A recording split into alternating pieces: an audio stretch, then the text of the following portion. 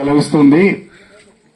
ఈ కనబడే సృష్టి అంతా కూడా దేవుడు కలుగునుగాక అంటే కలుగుతూ వచ్చింది.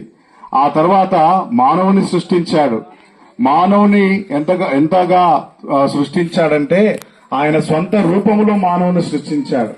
అంటే మానవుని సృష్టించడానికంటే ముందు మానవునికి కావలసిన వనరులన్నీ కూడా ఆయన సృష్టించాడు.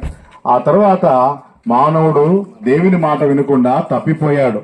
తప్పిపోయిన మానవుడు దేవునికి దూరముగా ఉండి సంతోషము లేక, సమాధానము లేక, నెమ్మది లేక పాపములో బ్రతుకుతూ వచ్చాడు. నిత్య జీవాన్ని పోగొట్టుకున్నాడు. దేవుడిచ్చే భాగ్యాన్ని పోగొట్టుకున్నాడు.